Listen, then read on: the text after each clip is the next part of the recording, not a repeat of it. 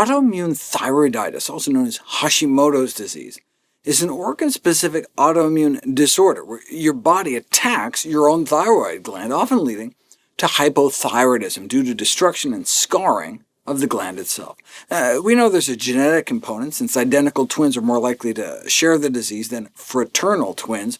However, even with identical twins, the concordance rate was only about 50%, meaning even if your identical twin, with basically the exact same DNA as you, has the disease, there's only like a flip of a coin's chance you'll get it, emphasizing that other important factors other than your genes play a role in the development of the disease. Genes load the gun, but environment may pull the trigger. More than 90 chemicals have been noted disrupting hormonal balance or thyroid function. However, only a few such pollutants show evidence that they contribute to autoimmune thyroid disease. These include polyaromatic hydrocarbons, which smokers get a lot from their cigarettes, but in non-smokers, exposure comes almost entirely from food. Polycyclic aromatic hydrocarbons are primarily formed when muscle meats, such as beef, and pork, fish, or chicken, are cooked by high-temperature methods such as grilling. PBBs are a type of flame-retardant chemical no longer manufactured in the U.S., but still found in the aquatic food chain, and PCBs are used in a number of industrial processes and end up in people's bodies, largely through the consumption of fish as well, but also other meat and eggs.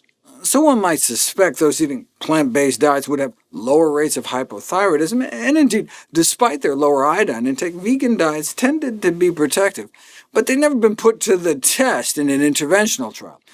A modification of the Paleolithic diet has been tried in Hashimoto's patients, but didn't appear to improve thyroid function. What did, though, was Nigella sativa. That name should sound familiar to anyone who's read my latest book, How Not to Diet, or watched my latest live presentation, Evidence-Based Weight Loss.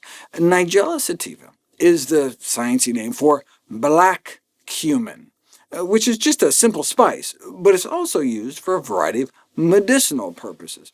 In this study, a randomized, double-blind, placebo-controlled trial of 8 weeks of a half teaspoon of powdered black cumin a day in Hashimoto's patients, not only was there a significant reduction in body weight, which is why I profiled it in the book, it also significantly reduced thyroid-stimulating hormone, a sign that thyroid function was improving, and even lowered the level of autoimmune antithyroid antibodies, as well as increasing blood levels of thyroid hormone T3 in these Hashimoto's patients.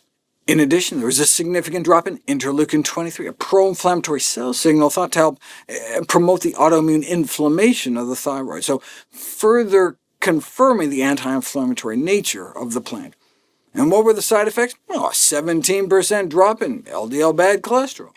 And given the fact that patients with Hashimoto's may be at particularly high risk of developing heart disease, well, this is exactly the kind of side effect we'd want. Considering these health-promoting effects of black cumin, it can be considered as a therapeutic approach in the management of Hashimoto's related metabolic abnormalities. A similar trial failed to find a benefit, though. Same dose, same time frame, but no significant changes in thyroid function.